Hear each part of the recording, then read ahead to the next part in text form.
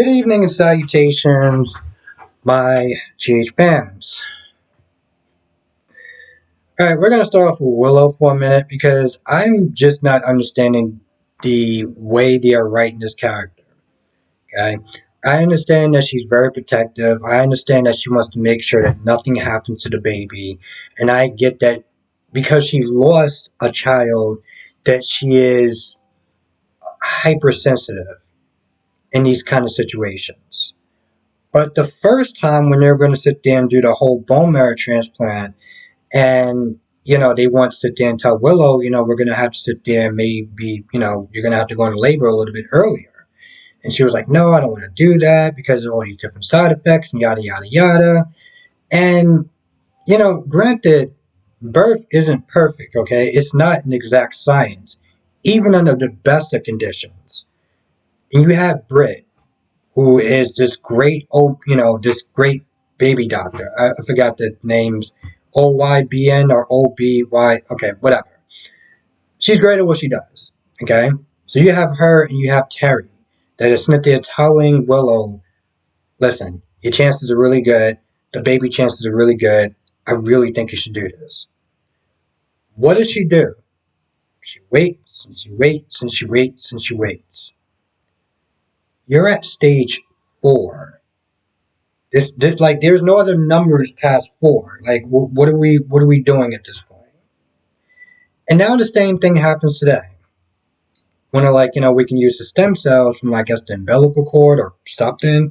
And, she's like, well, we'll have the baby and this, that, and the third. And once again, Terry's like, yeah, we can't sit there and promise that there's not going to, we can't sit there and promise anything. But giving her medical opinion, she's like, this is our best option. This is literally our best option to get this whole thing done and to make sure that you are around to sit there and see your children grow up. She's like, she just has to look like she didn't say yes or no. And, Terry's like, all right, think about it or whatever. And, we'll be back or, we'll give it, think about it. So she leaves and I'm just like, what are we thinking about? Like, what are we doing? We're literally at the end of the line. And again, yes, I understand that she wants to make sure that her baby is perfect and perfectly healthy and everything like that. I get that, okay? Her heart is in the right place. But, like, literally, the last plan that y'all had, did not work out with Nina. So there's literally no other options. And at some point when Carly comes in there and Carly finds out that there's a chance that she can be saved, and Michael's like, well, yeah, but it's her choice. And Carly's like, yeah, no, we gotta convince her at this point. Of course, Wiley comes in there and, she has to change her heart and she decides she wants to do it. But I'm just like, why are we even getting to this point?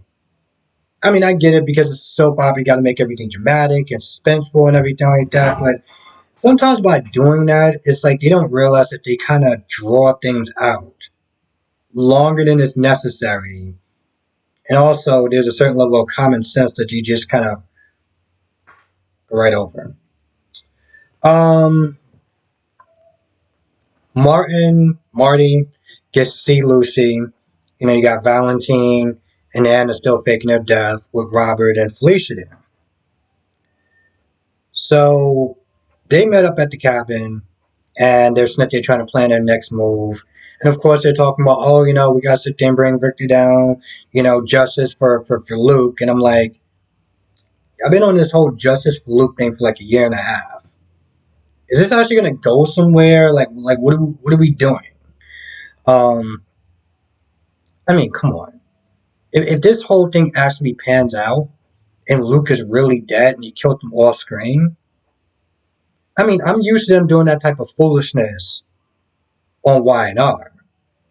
But I expect better from GH. And maybe it's just because it's a show that I watched the longest. I practically grew up watching the show. So I kind of expect a little bit more.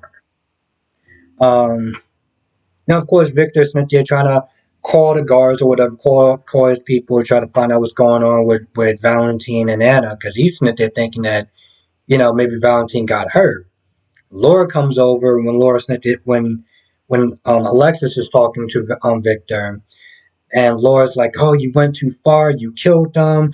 I got word or whatever, because Charlotte's like Nessa Ken that Valentine is dead, and he found the bodies and yada yada yada." And it looked like Victor was visually shaken. Like he looked like, "Oh, I actually really screwed up. Like I killed my son on this whole revenge thing or whatever. Like this whole plan. Like I want to kill my own son." So he's like visually shaken and everything like that. He's calling to find out what's going on. So he steps away. Now, granted, he just steps away. It's not like he goes into another building, another floor. He just like goes in the hallway. Meanwhile, you got practically Alexis and Laura giving high fives, like, "Oh, they really bought it. They really sold it." And I'm like, he can actually come back at any point in time, right? Like, the minute he walks into a room, he can see both of y'all just kind of like, "What are you doing?" Like, what are you doing? Um, but now there's a good chance, and I think, because he wants to make sure that there's some bodies, there's some proof and everything like that. So he's not there trying to find out what's going on. There was a scene with Drew and Carly just kind of in bed. It didn't really go anywhere. The only thing that was of importance was that they talked about the insider trading thing. This is something that I feel like Nina is going to use in the future. There's a point where after Nina was talking to Ava, she goes to the hospital and she sees both of those two hugging and everything. You see in a preview, she's like, "Oh, y'all look mighty cozy." So at some point, she's going to use the insider trading thing to really get back at Carly. I mean, she was livid when she was talking to Ava. And you know what? As much as I don't like Nina, I'm on her side on this one. I really am. She's upset with Carly. She felt like she lost some time with her. Um, Time she could have been snitty trying to spend to be with her, maybe try to fix their relationship. Who knows?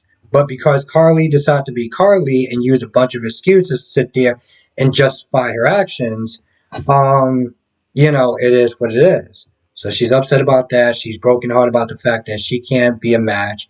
She feels like Willow is literally at the end of the road, and she also don't want to actually have anything to do with Nina. So she got that going on as well. She goes through memory lane, which her first time seeing Willow, she talks about, "Oh, they had a disagreement with Charlotte." I was like, no, no, no, no, no, no, no. This wasn't. This was you practically bullying this woman for doing her job. Okay, that's what that was about. Don't try to make it seem like, oh, she was tough even back then. It was like, no, you were just a bully. Okay, you were a rich snob that felt like you can get your way, because you've gotten your way through life. That's what it came down to.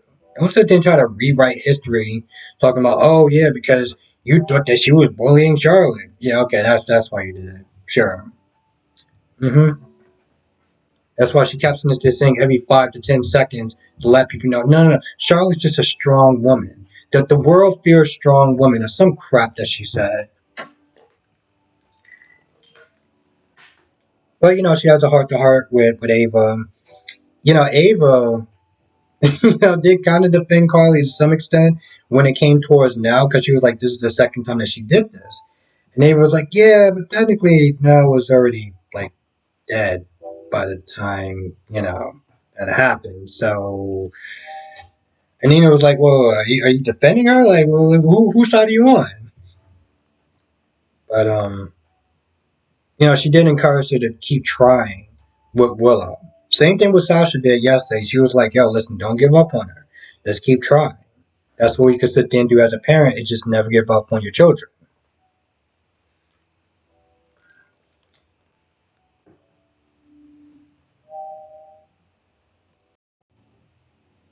It seems like with Valentine and Anna and Felicia and Robert, it's like they're just kind of making it up as they go along.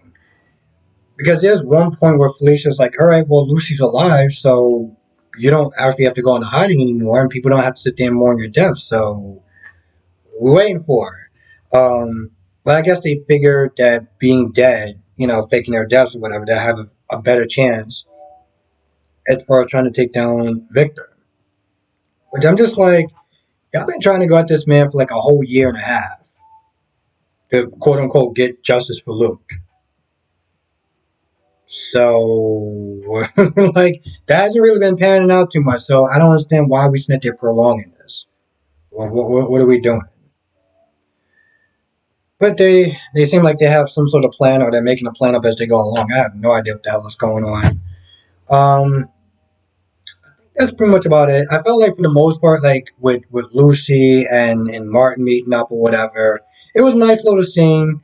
It also kind of felt like a little bit of filler, but they haven't seen each other in a while, so I'll give it a pass. I feel like that's pretty much about it. Let me just double check my notes. Yep, I feel like that's pretty much about it. I can't really think of anything else that happened. It felt like not a lot happened in an hour. I don't understand how that actually works, but that's like that's how I felt about this episode.